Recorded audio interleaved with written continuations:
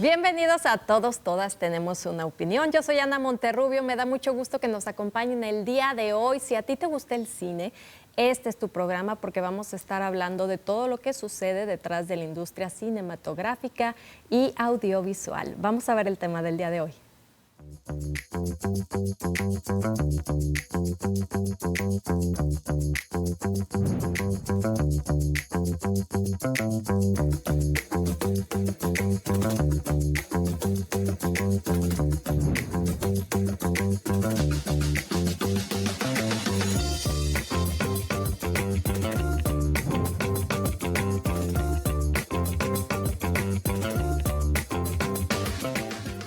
Y les recordamos que este programa lo estamos haciendo con mucho cariño. Es una colaboración de Canacine Jalisco con Jalisco TV. Nos pueden contactar en nuestras redes sociales, @Jalisco TV y @NotiJalisco TV. Transmitimos por el 17.1 y por supuesto todos los sistemas de cable.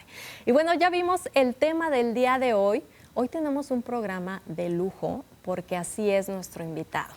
Es un director que no solamente es admirado y reconocido en Jalisco, sino a nivel internacional, a nivel nacional, por supuesto, y que si quiere nos puede hacer reír a carcajadas con historias como Hijo de Familia, de Brutas Nada, o ponernos al filo del asiento con historias como Centauro del Norte, Pancho Villa y 5 de Mayo, La Batalla. Por supuesto, ya saben de quién estoy hablando. Bienvenido, Rafa Lara. Qué gusto tenerte aquí en esta mesa. Muchas gracias Ana, y muchas gracias a ustedes por recibirme, por darme el honor. Se siente bonito regresar a la tierra de uno y que lo reciban así, y muy feliz de compartir la experiencia cinematográfica reciente y antigua, y bueno, pues gracias por el apoyo. Claro, ¿no? Y a ti porque sabemos que tienes ahorita una agenda muy apretada, que vienes corriendo, sin embargo estás aquí con nosotros.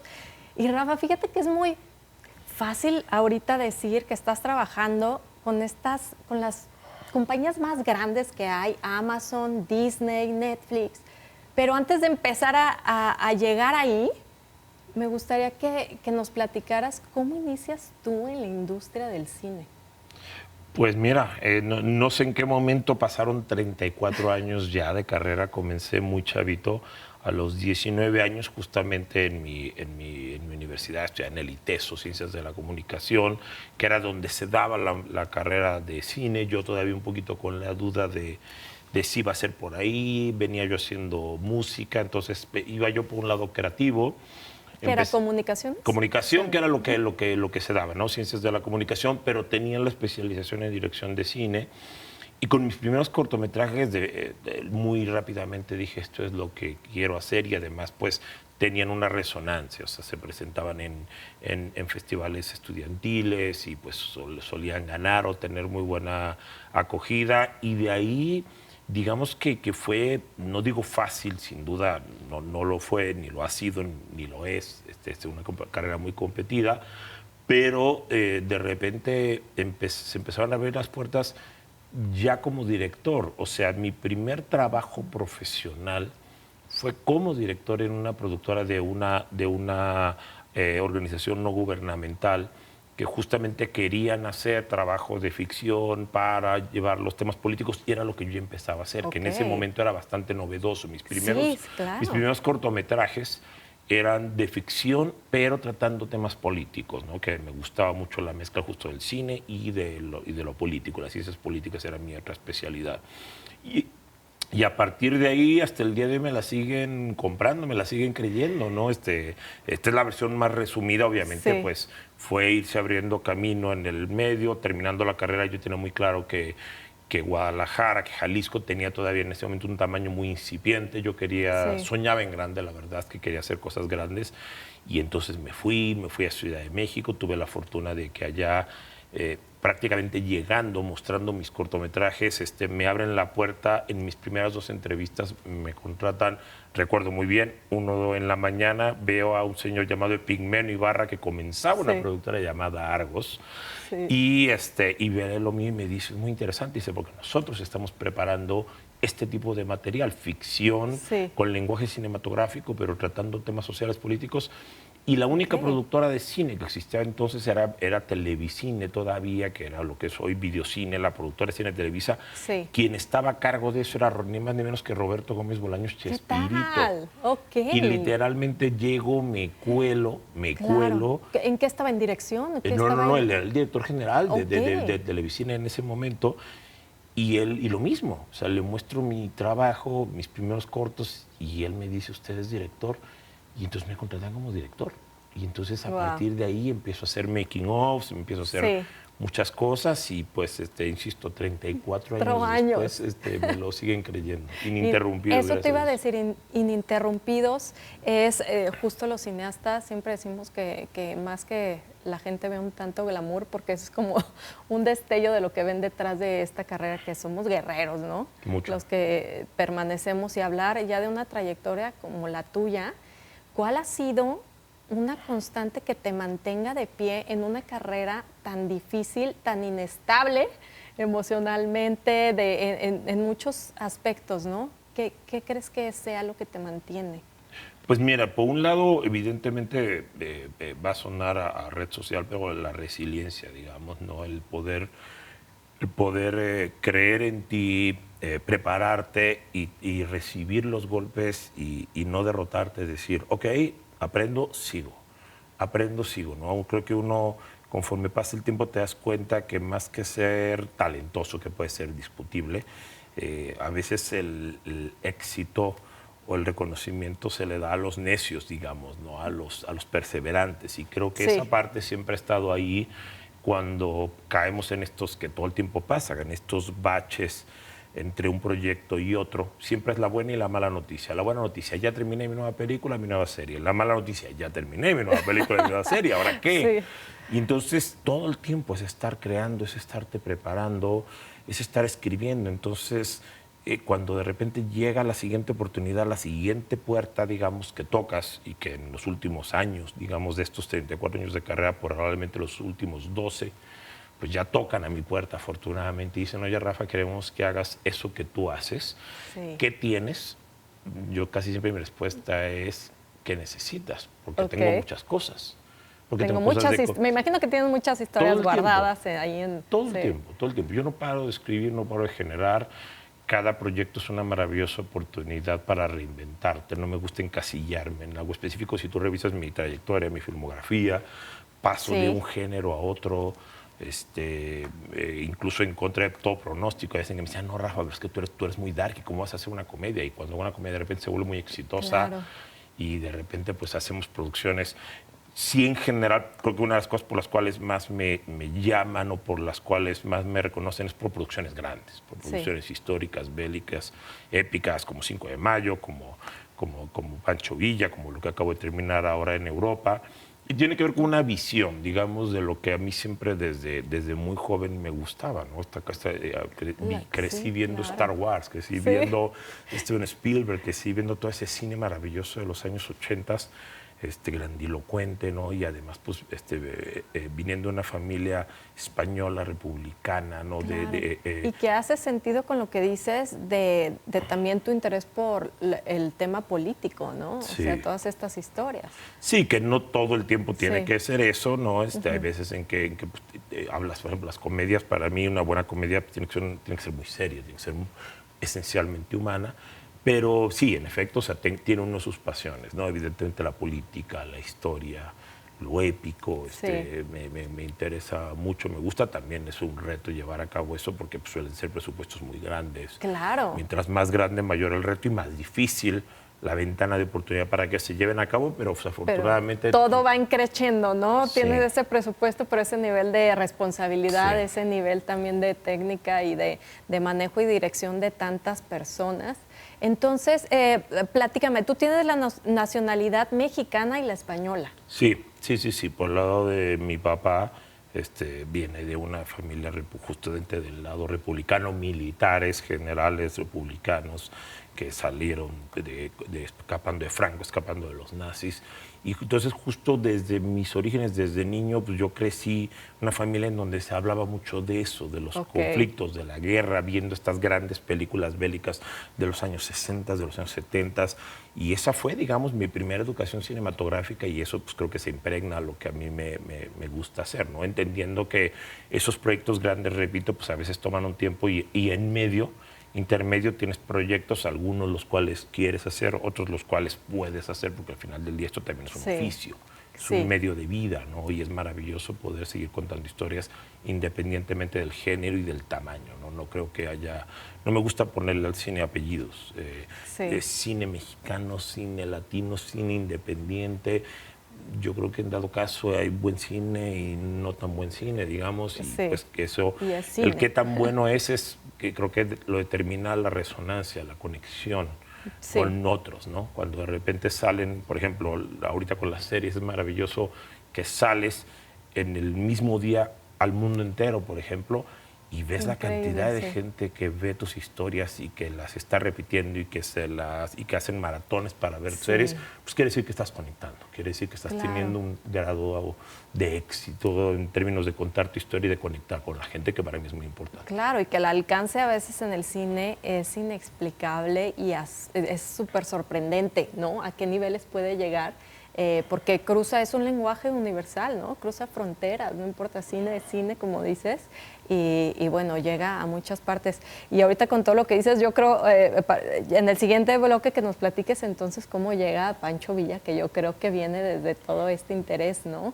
Que tienes acerca de estas historias de México. También me causa mucha curiosidad, ¿no? Teniendo estas dos nacionalidades, ¿no? Que tomas, o sea, cómo también empatizar eso y ponerlo como en un balance. Creo que es pues es un gran reto todo lo que has hecho. Pero bueno, y un poquito más de lo que vamos a estar hablando es de todo esto, de la trayectoria de Rafa Lara, pero después de esta pausa.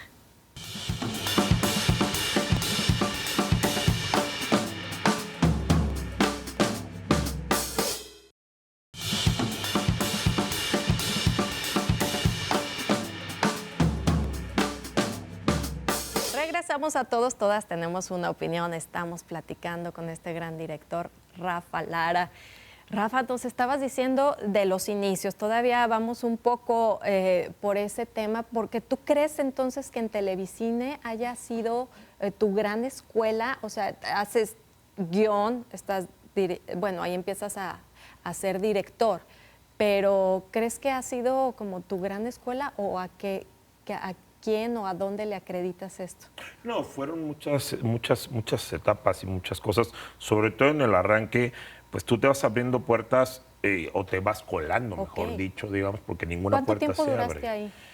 No, con ellos como 2 años, digamos. Ok, fue un arranque. Sí, y también sin duda con Epigmenio Ibarra y Enargos, que en ese momento era la vanguardia televisiva, con todas estas maravillosas telenovelas, pero con gente de cine detrás de eso y con estas primeras películas. Me tocó como esa etapa de oro, digamos, donde aprendí mucho. La televisión me dio muchísimo. Después, obviamente, al principio tú quieres de entrar a trabajar, ganar en esto e ir haciendo las conexiones.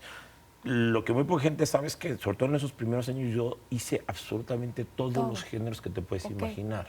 O sea, después, al poco tiempo, justo me llevaron a Miami a hacer una telenovela, espantosa, que no tenía ni pies ni cabeza, y justo era por eso que me llaman, porque decían, es que tú sabes de todo. ¿Cómo dirigir esto? Sabes dirigir, pero también sabes de guión, pero también sabes editar, pero también sabes de producción, y pues sí, es que yo siempre he sido Por ejemplo, como los muy cortometrajes, nerd, ¿no? Hacías todos los puestos, o sea, tú editabas, era tu historia, dirigías, también editabas. Sí, pues al principio es así, sobre todo por necesidad, sobre todo porque un poco como que no me gustaba depender de que otros quisieran o no, o tuvieran el mismo nivel de pasión o de entrega, ¿sabes? Y entonces era como hacer todo más por necesidad que por ego, digamos, no era así. Entonces, pero eso estuvo muy bien porque fue una gran escuela. La televisión me enseñó mucho, incluso hice televisión en vivo, por ejemplo, no a multicámaras, a 8 cámaras, en vivo, en programadas de repente así, de entrevistas y eso. Y eso me ayudaba como a tomar todo el tiempo decisiones muy rápido, agilidad. Claro. Es como cuenta, no te pierdas, pero además es como si ya switchaste, porque además yo switchaba, ¿no? O sea, nada más dirigía sino switchaba. Okay. Si ya switchaste y ya tomaste una decisión y fue hasta el aire, ¿no? Claro. Es como ya no tienes vuelta atrás, no hay toma dos. Yo creo que la suma de eso y de muchas otras cosas, y por supuesto, pues a seguirme preparando, me fui a Cuba a estudiar allá la especialización en la Escuela de Cine, en dirección, en guionismo, y seguí estudiando muchísimas cosas. Claro. Fue lo que hizo, digamos, que fuera yo construyendo este perfil, digamos, completo y complejo, justamente, claro. No digo que sepa todo de todo, no, pero sí claro, de conocer de bien tu oficio. Es que me suena mucho todo lo que nos compartes, como esta gran orquesta, ¿no?, que el director, o sea, realmente es una persona que experimenta y sabe de cada instrumento, ¿no? Y tiene todo este conocimiento para poder dirigir, claro. ¿no? Entonces creo que es algo muy bonito que ahorita me hace como referencia a esto. Y justo vemos también como en créditos actualmente esta figura del showrunner, sí. que es un tanto que involucra todo. Antes no existía esto, ¿no? Es muy interesante que lo mencionas y muy pertinente porque, vaya, yo viví en Estados Unidos, estudié también en Estados Unidos, tuve maestros, digamos, de serie justamente, gente muy importante, digamos, que justo grandes maestros de series. Entonces yo aprendí mucho la forma de trabajar de los gringos y específicamente el tema de showrunner ya venía de ellos desde los años finales de los 80, principios de los 90, ya se perfilaba esa figura que desgraciadamente desde mi particular punto de vista de la pandemia para acá se vino muy abajo, sobre todo en Latinoamérica, porque se puso como de moda. Sí. Y no era una cuestión de moda, o sea, no te pones el crédito de soy showrunner porque sí.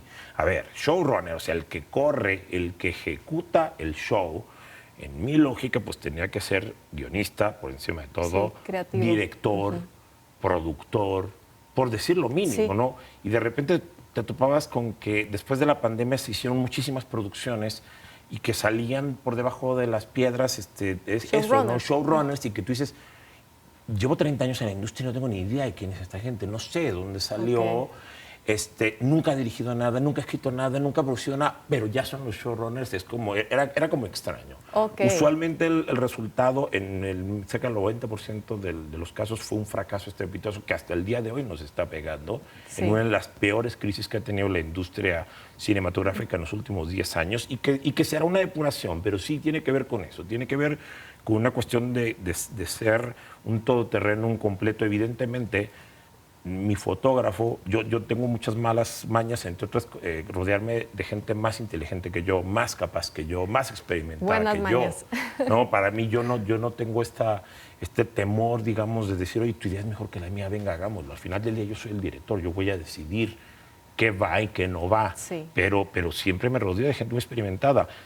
Mi fotógrafo va a saber más de fotografía que yo, pero yo sé de fotografía. Sí. Y yo he hecho fotografía, entonces sé cómo pedirle eso, ¿no? Y cuando tengo que ajustar una producción, claro. Yo he hecho producción. Claro. No me gusta hacerla, la verdad es que no me gusta hacerla. Yo soy creativo, artístico, pero de repente, si no tienes conciencia de los recursos, de los dineros, de dónde puedes subir y bajar para lograr que los recursos que siempre van a faltar.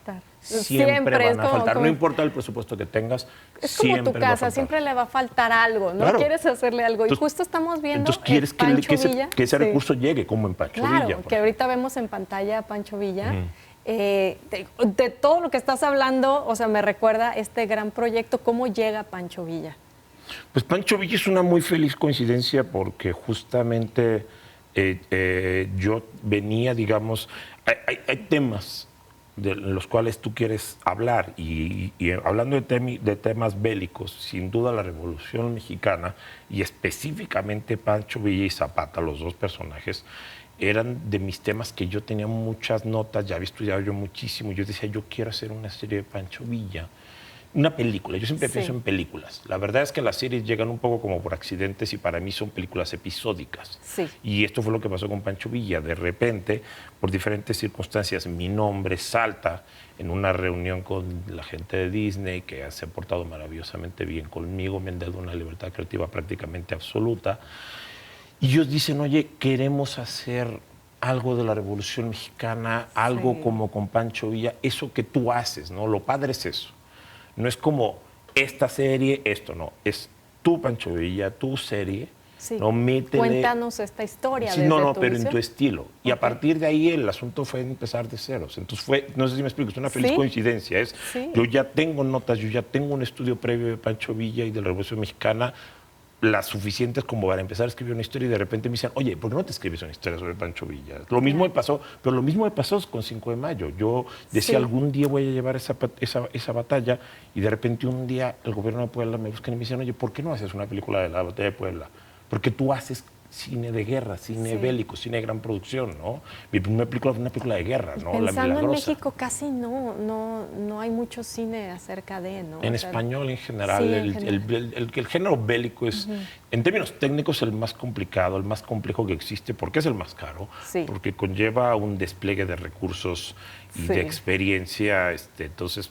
Pero pues es lo que me gusta, ¿qué quieres que te diga? Pues entonces ya ni modo, yo solito me puse la zona al cuello. Como niño has jugado, también has jugado mucho este tipo de producciones, aparte de tan grandes, digo, qué diversión todas estas escenas y todo. Yo sé que es muy importante, es mucha responsabilidad, pero también qué gran juego, ¿no? Y fortuna poder hacer esto a este nivel. Absolutamente, yo siempre he dicho que yo estoy en el cine porque a mí no me gusta trabajar. A mí lo que me gusta es hacer lo que me divierte, lo que me apasiona, y por eso es que no pienso en horas y no pienso en horas de trabajo y eso. Entonces es un estilo de vida y en efecto, es tal cual lo dijiste, es jugar. Es jugar, no creo que suene pretencioso, pero es como jugar a ser Dios de tu propia historia, de tu propio universo. Tú creas tus personajes, tienes ahí tus muñequitos, ¿no? Tienes además los puntos de vista, la cámara, los efectos. Entonces realmente es algo que me emociona mucho, que claro, tienes que hacerlo con una responsabilidad, no te puedes poner literalmente a jugar, porque en el caso específicamente del cine bélico hay muchísimo riesgo, muchísimas explosiones, caballos, las armas, o sea, eso tiene que hacerse con un nivel de conocimiento y de experiencia y acompañado de un equipo de gente que te está cubriendo las espaldas y también de actores muy comprometidos, en fin, es un reto, pero la verdad es que es lo que más me gusta y lo que más me apasiona. Claro, y qué linda producción. La gente que no haya visto Centauro del Norte, Pancho Villa, todavía la pueden ver en Disney Plus. Sí, claro, está en todo el mundo. Y creo que ya justo cambió a Hulu. Porque se hizo esta fusión. Es Hulu. Pero está en todo el mundo, está en todo el mundo, está en todos los idiomas, así que no hay pierde. Y hecho en Jalisco, ahorita que nos platiques, tenemos el tráiler de Pancho Villa, entonces invita al público a que vea el tráiler. Pues miren, vean el tráiler de nuestro último bebé estrenado, que no es el último porque ya acabamos de hacer otro, pero bueno, ahí está para ustedes Pancho Villa, orgullosamente filmado en Jalisco. Vamos a verlo. Dicen que el centauro es un animal de esos de historias de antaño, mitad cristiano, mitad caballo, una bestia indomable. Mi vida siempre fue una tragedia, una cacería. ¿Por qué se quiere llevar a mi Marianita? No sea ingrato. ¿Y tiene nada de merecer? ¿Tú qué eres aquí, Doroteo? ¡Espérate, Doroteo! ¡Espérate, hijo! ¡Ella, vámonos! Y así pasaron los años. Mire, lo traía bien escondido, pero lo encontré. Pero también creció la mala fama. ¿Cómo se llama? Pancho Villa. Es una gran oportunidad, señor Villa. ¿Oportunidad para qué? Para dejar de ser un perseguido y convertirse en algo más importante, trascendente. Los pobres son ignorantes y no entienden de poder. Un llamado al pueblo para levantarse en armas contra Porfirio Díaz. Tú le serás fiel a nuestro gobierno. Le seré fiel. ¡Fuera el mal gobierno! ¡Esta es la música de la revolución!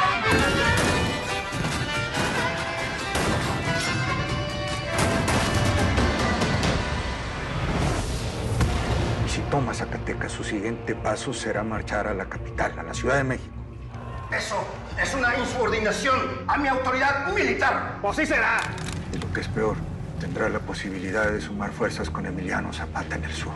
Celebro que ahora sí me encuentro con un hombre que de veras sabe pelear. Y ya ve que yo sí creo en el matrimonio. El problema es que no cree en el divorcio. Me preocupan las otras cosas que dicen de usted. Un hombre solo no puede ser la revolución.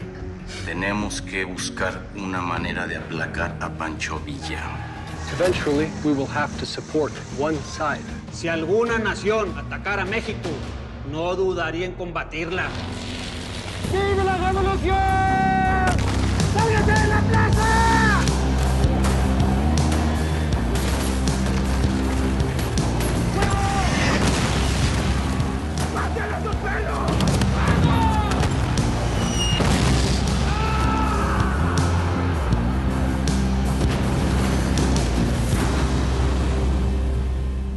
que dígale a quien lo mandó. Pancho Villa no va a traicionar a México. Y esto es Pancho Villa. Para los que no la hayan visto, vayan a verla a Hulu, está disponible. Y bueno, vamos a seguir platicando con Rafa Lara después de la pausa.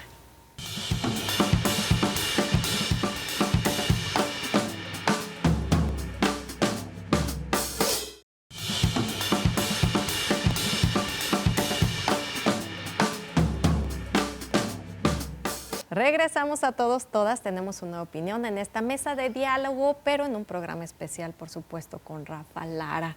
Rafa, estábamos viendo Pancho Villa. Digo, a mí me tocó ver un poco de la producción, pero platícanos, ¿cómo fue grabar en Jalisco? ¿Cómo te fue? Pues la verdad es que es algo que yo venía empujando desde hacía muchísimos años. La realidad es que yo desde no sé, tranquilamente 20 años, yo quería venir a regresar. Esta es mi tierra, me encanta, aquí crecí, aquí aprendí. Y sin embargo no había condiciones, faltaba experiencia, faltaba industria, faltaban insumos, faltaban muchas cosas. Y de repente, cerca del año 2019, empiezo a sentir que ya empezamos a llegar a un nivel de madurez, que ya hay gente con un poco más de experiencia, que ya hay más esa visión. Y a la hora de que se plantea justo poquito después de la pandemia, la escritura de Pancho Villa me agarra justo con la pandemia. Ok. Entonces, toda la pandemia, la verdad es que yo la verdad es que me la pasé increíblemente feliz, encerradito, porque escribiendo. Todos estaban en pausa. Sí, yo estaba escribiendo Pancho Villa y además estaba escribiendo la tercera temporada de Brutas Nada, de otra serie mía radicalmente diferente, entonces era muy loco escribir en la mañana bélico y en la tarde comedia o al revés. Y de repente fue como, siempre he creído que Jalisco es un gran semillero de talento, de pasión. Sí. Había un tema como de tamaño de industria. Sin duda la Ciudad de México pues tiene unas oportunidades y un músculo mucho mayor. ¿Disney te dio todo así como la confianza de donde tú quieras grabar o fue un poquito de lucha? No, en realidad fui yo el que planteó, vamos a hacerlo a Jalisco. Incluso al principio fue al revés, fue como extraño, pero a Jalisco, a Guadalajara, ¿cómo? Yo dije, es que la realidad es que necesitamos hacer un esquema de producción que tuviese un centro neurálgico, digamos, pero necesitamos muchas locaciones. Y yo estaba repitiendo un poquito parte del esquema que yo ya había experimentado en 5 de mayo, la batalla 10 años antes. ¿Dónde grabaste 5 de mayo? En Puebla, en Puebla y parte en Veracruz, pero sobre todo era imposible, aún por más presupuesto que tengas, era imposible hacerlo sin el apoyo del gobierno del Estado. Sí. Entonces, en este caso era lo mismo, había condiciones, había una buena relación con el gobierno de Enrique Alfaro, había el interés de poder traer este tamaño de producción hasta el día de hoy, se convirtió y hasta el día de hoy es la producción más grande que se ha hecho en la historia de Jalisco. Y era justamente la oportunidad perfecta de hacerlo. Ya había yo, digamos, probado un poco, porque había traído 2 capítulos de mi serie de Brutas Nada, de la primera y la segunda temporada, habíamos filmado algo acá en Puerto Vallarta, y también en Guadalajara. Antes de la pandemia justamente hice una película que se estrenará el año que viene, finalmente, que se llama Hijo de Familia. Fue una comedia. Sí, que esa la grabaste mucho antes. Pues fue en la pandemia. De hecho se paró por la pandemia y después se fue terminando. ¿En el festival? En el Festival de Guadalajara. Estuvo en la sección oficial del año pasado. Sí. Guadalajara. Y ya, pues finalmente este año ya va a salir, esperemos que vaya a cines y bueno, pues que tenga su salida. Es una película muy entrañable, la menos mía de mis películas, porque fue una película más como de amigos. Entre otros estaba ahí, pues precisamente el guión de Panchito Rodríguez, que en paz descanse, que estaba él ahí, y Oscar Ramírez como productor, y Yanis Guerrero también, como autor y como protagonista. Entonces era una película más bien de amigos que va a salir. Y bueno, yo ya con esa experiencia previa dije, yo creo que estamos listos para algo así. Y entonces era una cuestión como de esquema de producción, de decir que aquí va a haber mejores costos y que sí lo vamos a poder hacer y que nos íbamos a poder mover alrededor de Guadalajara máximo 1 hora, porque es el trayecto de ida y el trayecto de regreso que todos los días se va a perder, digamos, ¿no? Y no puedes mover cientos de personas en toda la República. Si tú revisas Pancho Villa, la historia transcurre desde Morelos hasta Estados Unidos. Entonces no había manera de moverse, evidentemente. Entonces todo eso que ves, Zacatecas, es en Jalisco. El norte, Chihuahua, Sonora, es Jalisco. Pero es algo hermoso que tenemos y que la verdad mostramos mucho dentro de la industria cinematográfica y para hacer coproducciones, porque se habla de que tenemos un ecosistema creo que nada más nos hace falta la tundra o algo así, pero tenemos todo en Jalisco. Entonces, qué importante lo que mencionas de que a una hora, si tú te desplazas desde Guadalajara a cualquier sitio, cambia totalmente tu entorno. Sí, claro, haciendo mucha magia, evidentemente. Había un tema ahí también de efectos visuales, sobre todo para los fondos, en fin. Y tenemos una serie de apoyos que no forzosamente significan dinero, pero sí, o sea, no te dan el apoyo en dinero, pero por ejemplo, el apoyo al gobierno del Estado fue clave, porque si yo decía, quiero cerrar el centro de Guadalajara, 6 calles, me cerraban 6 calles, perdóname, es que eso se lo hacen a James Bond con muchos millones de dólares. En nuestro caso eso no tenía un costo como tal, porque aparte del apoyo, filmamos en el Palacio de Gobierno, filmamos en museos, filmamos en sitios donde normalmente no se tiene acceso y si se tiene es mucho más limitado y es muy caro. No, te quiero decir que eso abrió las puertas a otras producciones. Después de Pancho Villa vemos estos recintos poderse ya filmar dentro de, ¿no? Fotografiarse. Pero también cuéntame un poco tu dirección, o sea, como director, ¿cómo llegas tú a seleccionar y a decir este actor? O sea, ¿qué es en lo que te fijas tú para hacerlo parte de una historia? Para mí hay 2 elementos que son todos importantes, pero los 2 más importantes que cuido es, número 1, y 2 y 3, el guión. Si el guión, digamos, no está sólidamente estructurado, la película te puede o no gustar y eso es un tema de gusto personal, la que sea, mía o de quien sea, pero que tenga los elementos de dramaturgia, de narrativa, de técnica de guión cinematográfico para poderse llamar como tal. Es ciencia, de verdad, es ciencia espacial. Una de las cosas más difíciles, de verdad, que uno es hacer escribir guiones. Y una vez que tienes guiones, lo siguiente es quién lo va a interpretar. Y entonces ahí es donde yo siempre trabajo con castings muy obsesivos. Me gusta siempre encontrar una mezcla de... No es que busque a los actores por nombre, sin duda es importante y sobre todo en las producciones grandes. Sí, hay una estrategia. A ver, es lógico que te digan, oye, tengamos nombres importantes. Yo digo, está bien, pero es que el nombre no está peleado o sea, lo comercial no está peleado con la calidad artística, es más, debe de ir ligado. Sí. O sea, un actor es muy famoso no forzosamente nada más porque hizo cierto tipo de productos, sino porque es muy bueno, probablemente sean los mejores, ¿sabes? Entonces, esta mezcla de actores, actrices ya muy reconocidos, pero me gusta siempre descubrir mucho talento. Y eso también yo ya lo conocía en Jalisco. Ya sabe que en Jalisco la verdad es que sobran los buenos actores, entonces eso te permite también, es un gana-gana, es como tú abres las puertas para traer nuevos actores que tal vez no te van a costar tanto como si trajeras nombres de Ciudad de México que los tienes que viajar, que tienes que pagar en otro tipo de estándares. Y es un gana-gana y no quiere decir que le vayas a pagar mal, quiere decir que van a poder hacer esto viable.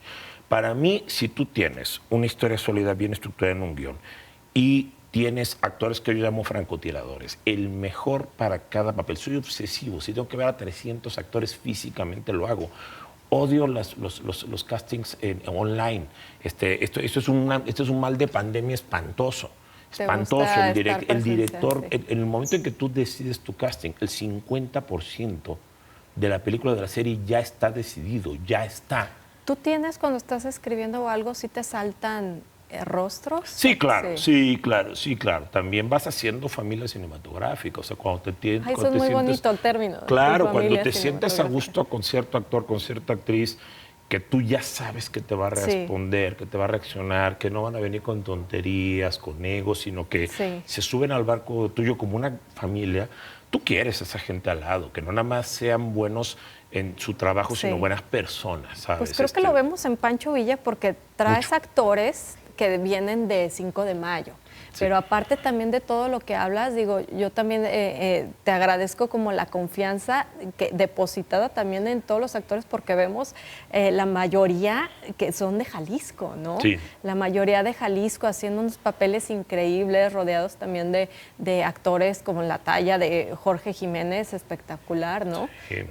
Pero justo se ve como ese apoyo y esa apuesta por Jalisco y por el talento, ¿no? Y que ofreces eso a cada uno. Y también en los departamentos, no solamente actores, sino tus departamentos, la mayoría era gente de Jalisco. Sí, por supuesto, ¿no? Era la estrategia.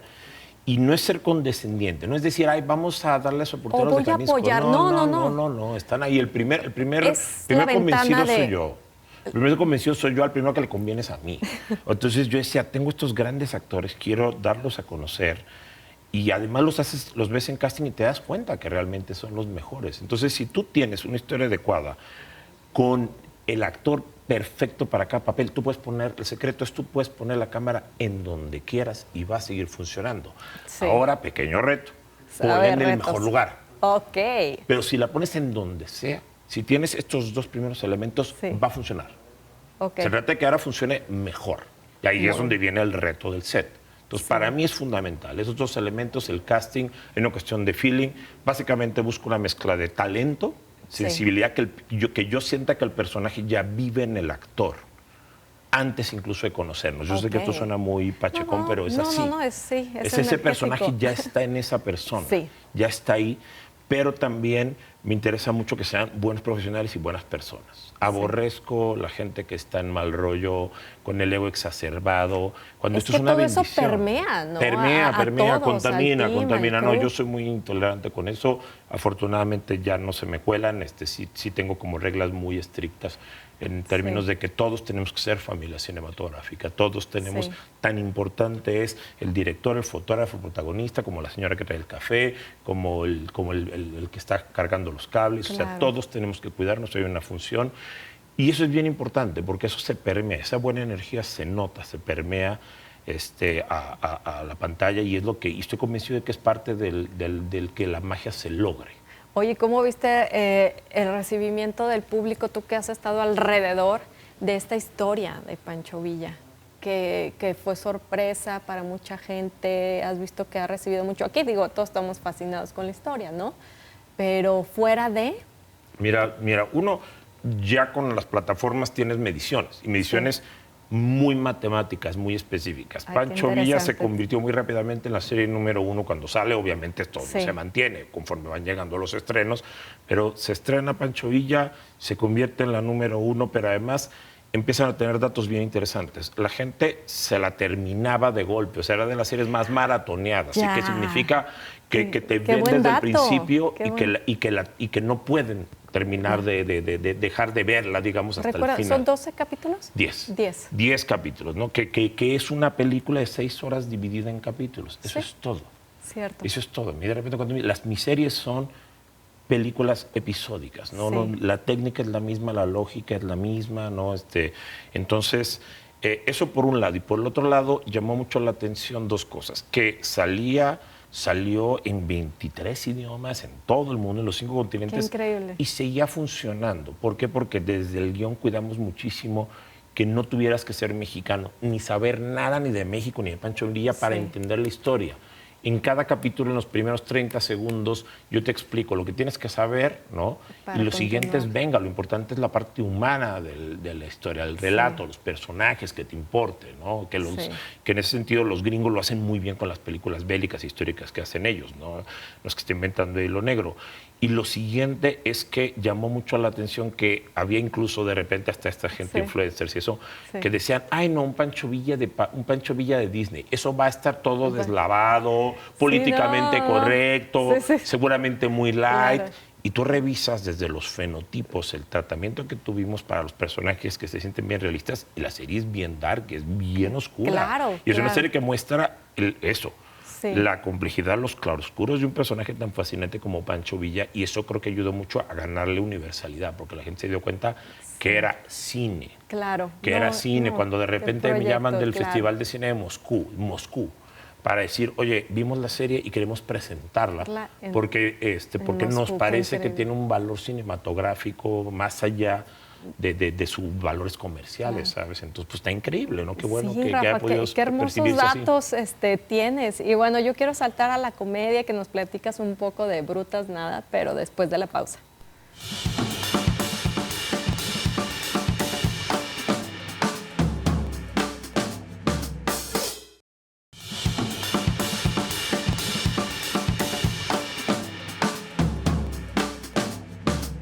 Y regresamos a Todos, Todas Tenemos una Opinión. Estamos platicando con el director Rafa Lara y vamos a platicar un poquito de esta parte de comedia, pero antes quiero invitarlos a que veamos el tráiler de la serie de Brutas Nada. Vamos a verlo. Como bien saben, Yo desde que conocí a Cristina, supe que era la mujer con la que yo quería pasar el resto de mi vida. Te amo. Te amo.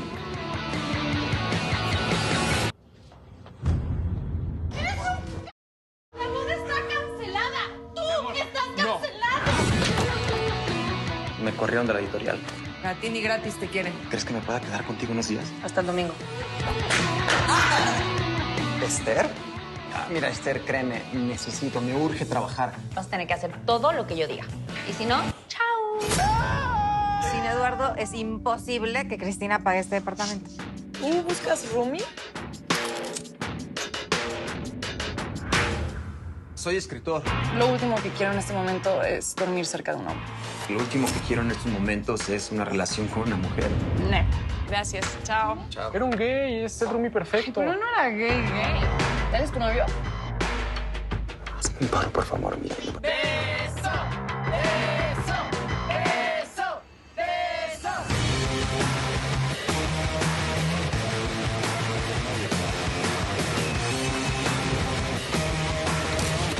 Lo que necesitas es sanar, sentirte bien. No me haga llamar a Vicente, ¿sí? ¿Es el de los jueves? No, es mi abogado. Es el de los martes. ¡Yay! El corazón se lo rompen a quien se deja. ¿Y tu marido? Yo la amo, pero soy un imbécil. ¿Tú gay? ¿Eres gay? No. Lo que sí no está chido es seguir mintiendo. ¿Tú qué pedo? ¿Te gustan las mujeres y los hombres o qué? Porque si no lo eres, ¿crees que soy bruta? Porque de bruta nada.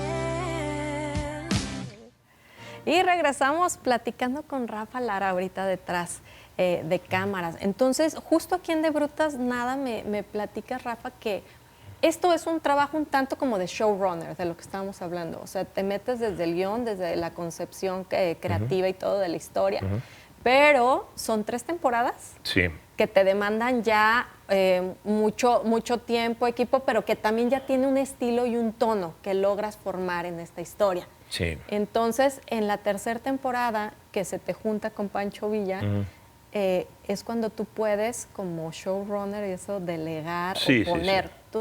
¿Cómo se hizo esta serie? Sí, la serie, la realidad es que a mí me impresionó mucho el nivel de éxito que tenía. De Brutas Nada nace, digamos, viene del éxito, entre comillas, si se lo puede llamar así, de mis comedias en cine, específicamente Labios Rojos y Del Tamaño Se Importa, que les fue muy bien a nivel comercial, pero que tenían un poco esta manufactura, un poquito como lo mencionaban, esta calidad como de película gringa, ¿no? Como estas comedias más ágiles, también con un nivel de producción grande.